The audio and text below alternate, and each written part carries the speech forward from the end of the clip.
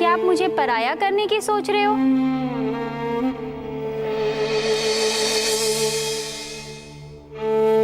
मैं कह देती हूँ, मैं आपको छोड़कर कभी भी कहीं नहीं जाऊंगी।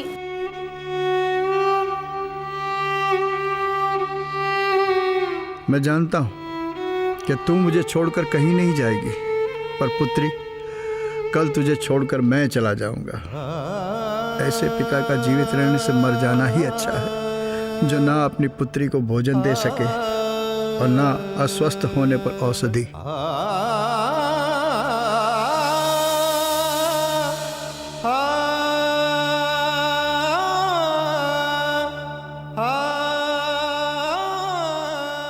हाँ, अब मैं बलधारी को और अहित नहीं करने दूंगा। बाबा, मैं एक यात्री हूँ। क्या आज रात्रि विश्राम करने के लिए स्थान मिलेगा?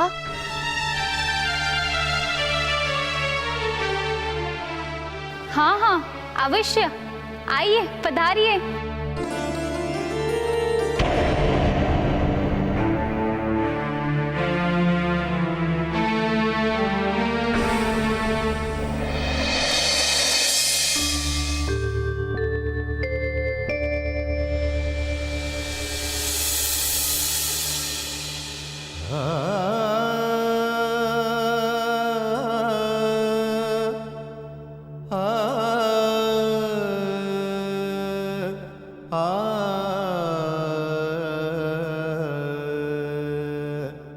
मुझे क्षमा कर देना पुत्री, मैं तुझे बिना बताए ही जा रहा हूं, किंतु क्या करूं, इसके अतिरिक्त कोई और उपाय भी तो नहीं था।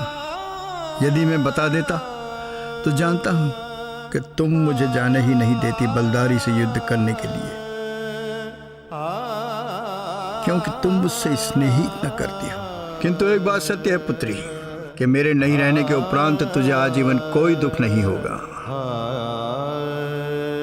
तुझे इतना धन प्राप्त हो जाएगा कि तू अपना जीवन सुखपूर्वक व्यतीत कर सकेगी। सदा सुखी रहे पुत्री, सदा सुखी रहे, सदा सुखी रहे।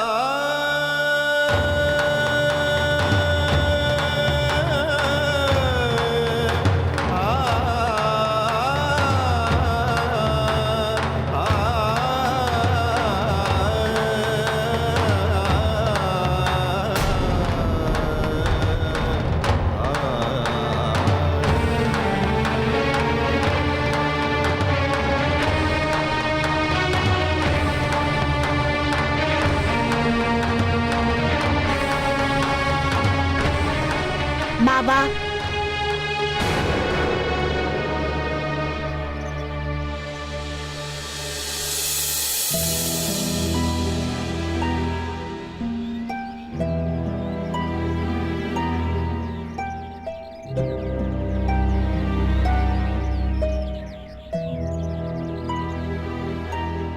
बाबा, आप इस प्रातःकाल के समय कहाँ जा रहे हैं? कुछ आवश्यक कार्यवश बाहर जा रहा हूँ। मैं जानता हूँ आपके इस आवश्यक कार्य को। आप बलधारी के पास मल्ल युद्ध करने जा रहे हैं ना? मैंने तो आपको सीधा उसी समय भाप लिया था जब आप अपना नाम मल्ल युद्ध के लिए अंकित करा रहे थे। उस समय तो मैंने नहीं पूछा, किंतु अभी पूछ रहा हूँ। ऐसा क्यों किया आपने? अपनी पुत्री के जीवन के अंधकार को दूर करने के लिए। मुझे जो स्वर्ण मुद्राएं प्राप्त होंगी उससे मेरी पुत्री का सारा जीवन सुखपूर्वक व्यतीत होगा। बहुत कष्ट सहे हैं उसने मेरे लिए, बहुत कष्ट सहे। बाबा, क्षमा करें, आप जो सोच रहे हैं वो सही नहीं सोच रहे। आपकी पुत्री को धन की आवश्यकता नहीं, उसे आपकी आवश्यकता है, आपकी उपस्थिति की, आपके स्नेह की। उसके जीवन में मूल्यवान वस्तु आप ही हैं। यदि आप चले गए तो फिर वो भी नहीं जी पाएगी, क्योंकि आपके जाने का अर्थ होगा उसकी जीवनदायी शक्ति का चला जाना। इसलिए मेरा परामर्श मानिए। अब बलधारी से मल्ल युद्ध करने का विचार त्याग दीजिए। उससे युद्ध करके आप एक नहीं, दो जीवन के अंत का अपराध आप अपने माथे लेंगे। क्या मैं इतनी भारी बोझ लगने लगी हूँ? क्या आप मुझे पराया करने की सोच रहे हो? मैं कह देती हूँ, मैं आपको छोड़कर कभी भी कहीं नहीं जाऊंगी।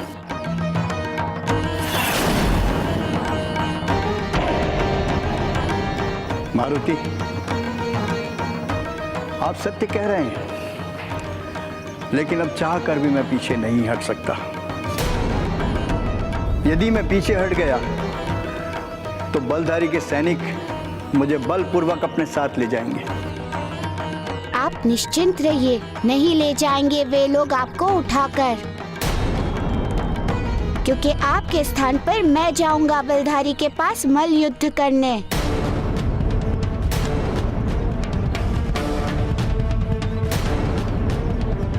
तुम मेरे लिए अपने जीवन का बलिदान दोगे?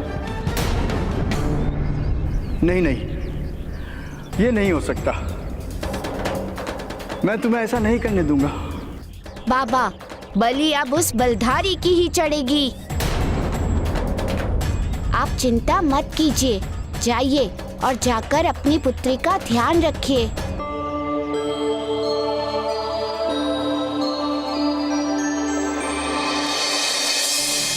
माता, ये क्या? गज शक्ति तो प्रभु हनुमान के मुक्त करने के उपरांत भी वहां से जाने को तैयार नहीं है।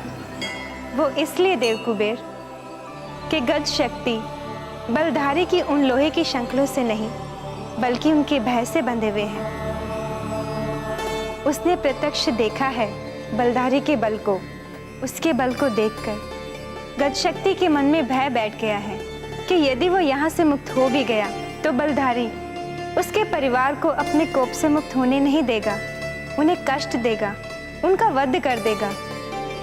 और गज शक्ति स्वयं से अधिक अपने परिवार से प्रेम करता है, इसीलिए वो अपने सुख के लिए अपने परिवार को कदापि संकट में नहीं डाल सकता। किंतु माता, प्रभु ने गज शक्ति के परिजनों को वचन दिया है। यदि ऐसे में गज शक्ति अपने परिजनों के मध्य नहीं पहुंचेगा तो प्रभु के वचन का क्या होगा? ऐसे में क्या प्रभु का वचन अधूरा नहीं रह जाएगा माता? इस समय संसार में जो घटनाएं घट रही हैं, वे बलनिधि के निर्माण के लिए ही घट रही हैं। इसलिए गज शक्ति का अस्वीकार भी निरर्थक नहीं है। उद्देश्य एवं अर्थ से परिपूर्ण स्वीकार है। और रही बात हनुमान के वचन की, तो वे उसे किसी भी परिस्थिति में व्यर्थ नहीं जाने देंगे। संकटों के बाद भी वे उसे पूर्ण अवश्य करेंगे।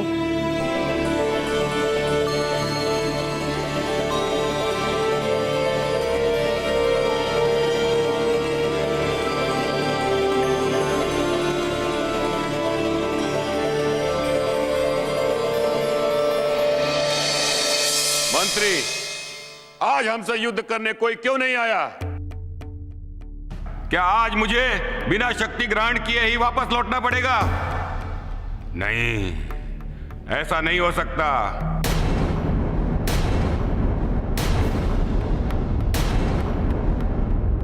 बलधारी अखाड़े से रिक्त वापस नहीं जा सकता। जाओ और किसी को भी युद्ध के लिए बुलाओ। महाराज, क्षमा करें।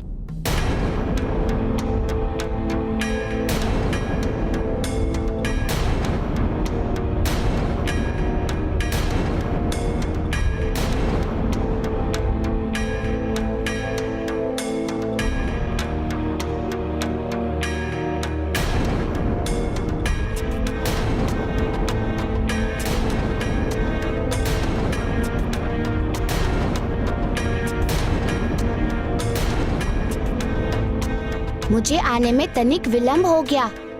सैनिक, ये क्या मुझे इस बालक के साथ युद्ध करना पड़ेगा? इस बालक से मुझे क्या शक्ति मिलेगी? क्षमा करें महाराज, कल एक वृद्ध ने आपसे युद्ध करने के लिए अपना नाम अंकित करवाया था। कहाँ है वो वृद्ध? वो नहीं आया महाराज। उनके स्थान पे इसे भेज दिया है। महाराज, किसी की आयु को देखकर उसकी शक्ति का अंदाजा नहीं लगाना चाहिए। यदि मैं आपको बलवान नहीं लग रहा हूँ तो आइए और मुझसे युद्ध करके मेरा परीक्षण कर लीजिए। विश्वास कीजिए, आप निराश नहीं होंगे। वानर बालक, तुम्हारे साहस की प्रशंसा करनी होगी, क्योंकि साक्षात मृत्यु को सामने देख के तुम भयभीत नहीं हो रहे हो। हम तुमसे अवश्य युद्ध करेंगे, चाहे तुम में शक्ति हो अथवा न हो।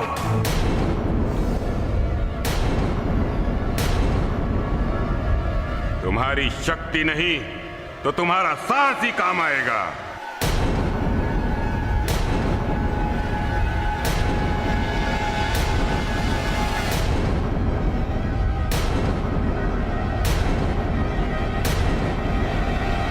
बलधारी, अधिक क्षण हो गए तुम्हारे पाप के।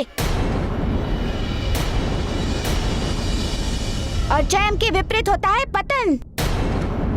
सो आज का दिन तुम्हारे पतन का है, तुम्हारे अंत का है। आज तुम्हें तुम्हारे सारे पाप का प्रतिफल मिलेगा, दंड मिलेगा तुम्हें तुम्हारे बुरे कर्मों का। जो तुमने परिवार को उज्जैन अथवा योद्धाओं की शक्ति को छीनकर उन्हें यातना देने के लिए किया है। अच्छा, तो वो दंड कौन देगा वानर बालक? तुम, जिसका अस्तित्व मेरे सम्मुख चींटी के समान भी नहीं है, किंतु तुम्हारी प्रशंसा करनी होगी। कुछ तो विशेषता है तुम में। सुना था कि वानरों में कुछ विशेष शक्तियां होती हैं, और आज प्रत्यक्ष देख रहा हूं और आनंदित हो रहा हूं इस बात से कि आज तक सिर्फ मैं मनुष्यों की शक्ति धारण कर रहा था, लेकिन अब मुझे एक वानर की शक्ति को धारण करने का सुअवसर प्राप्त हो रहा है।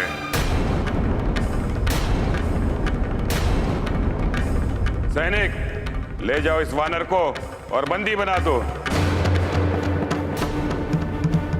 कल सूर्योदय के समय इसके साथ मैं मल्लयुद्ध करूंगा। ये विश्वास करके युद्ध करने आना बलधारी कि कल का युद्ध तुम्हारे जीवन का आखिरी युद्ध होगा। कल तुम्हारे जीवन का सूर्यास्त हो जाएगा बलधारी।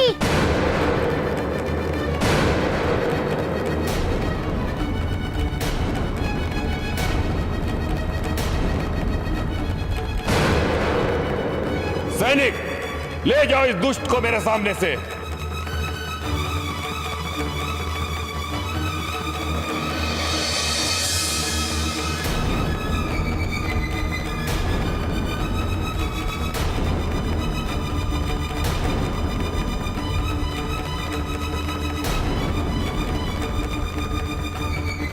प्रातः भेंट होगी। धारी को दंड ही नहीं दिया, उल्टा बिना किसी विरोध के वे उसके बंदी बन गए। ऐसे में इस दुस्साहसी के अत्याचारों का अंत कैसे होगा देवर्षि? नारायण नारायण। वरुण देव, पापियों को पाप का दंड मिलना तो इस विधि का विधान है। उसने जो पाप किए हैं उसका दंड तो उससे मिलेगा ही, किंतु प्रश्न ये है कि कब, तथा उत्तर ये है कि जब प्रभु हनुमान एक ऐसी व्यवस्था का निर्माण कर लेंगे जिससे आने वाले समय में कोई भी अत्याचारी किसी मनुष्य का बल धारण नहीं कर पाए। क्योंकि प्रभु हनुमान का लक्ष्य केवल उसे दंडित करना नहीं, अपितु इस संसार की व्यवस्था को संतुलित रखने का उत्तरदायित्व भी उनके कंधों पर है। देवर्षि, कहीं आपका संकेत बल निधि के निर्माण की ओर तो नहीं? नारायण नारायण, आपका अनुमान बिल्कुल सही है वरुण देव। ये सारा घटना चक्र बलनिधि के निर्माण के लिए तो हो रहा है। अब वो समय अति निकट आ गया है जब प्रभु हनुमान बलनिधि का निर्माण कर इस संसार को एक कल्याणकारी निधि प्रदान करेंगे। नारायण नारायण।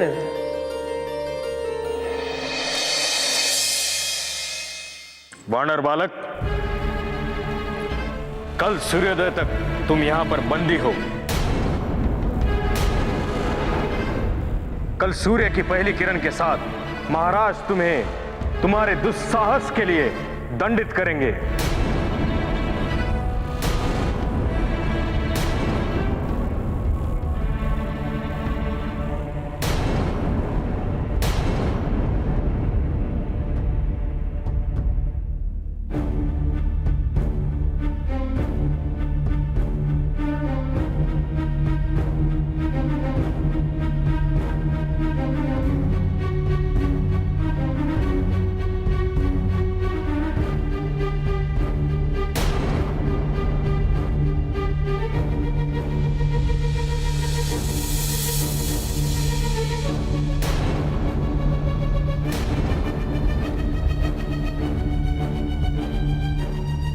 काका, आप लोग यहाँ इस कालकोठरी में किस अपराध के लिए बंदी हैं? बलधारी के राज्य में रहने के अपराध से। नहीं नहीं, मैं जानना चाहता हूँ आपके किए गए अपराध को। वानर बालक, हमारा अपराध केवल इतना है कि हमने बलधारी से मलयुद्ध के आमंत्रण को स्वीकार किया और उसने मलयुद्ध के बहाने हमसे हमारी सारी शक्तियां छीन ली और हमें इस कारागृह में बंदी बनाकर रख दिया। ऐसा करके तो उसने अन्याय किया है काका। काका, इसका उसे दंड अवश्य मिलेगा। वानर बालक, तुम कौन हो और यहाँ किस अपराध में आए हो? काका, मेरा नाम मारुति है और कल प्रातःकाल मुझे बलधारी के साथ मलयुद्ध करने के लिए यहाँ बंदी बनाकर रखा है। क्या क्या तुम बलधारी? नहीं पुत्र, नहीं, तुम उससे बिल्कुल मत लगना। उसमें कुछ चमत्कारी शक्तियां हैं। उससे जो कोई भी युद्ध करने जाता है, हाथ मिलाते ही शक्तिहीन हो जाता है।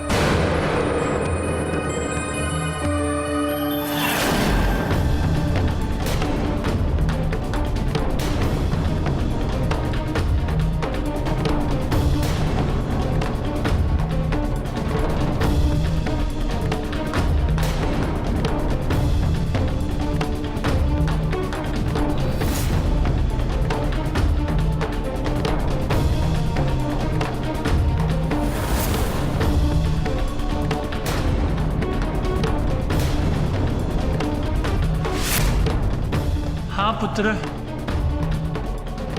वो पहले सामने वाले की शक्ति सोख लेता है, जैसे बंजर धरती पानी सोख लेती है, और फिर जब सामने वाला योद्धा बलहीन हो जाता है तो उसे हमारी तरह कालकोठरी में बंद किया जाता है। वो तुम्हारे साथ भी अवश्य यही करेगा। मेरी बात मानो, तुम किसी प्रकार यहाँ से निकल जाओ।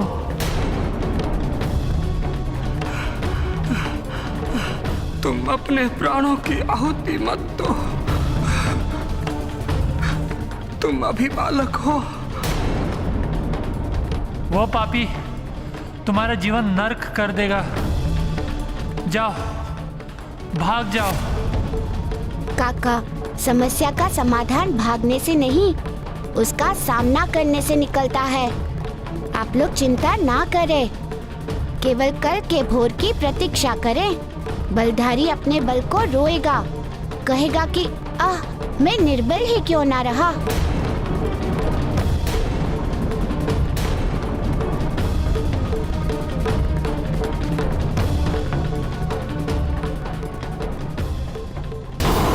से आपका पौत्र भी दुखी हो? नहीं नहीं पुत्र, कदापि नहीं। प्रत्येक रानी को मूल से अधिक ब्याज प्रिय होता है पुत्र। इसलिए अब मुझे आज्ञा दीजिए और साथ में आशीर्वाद।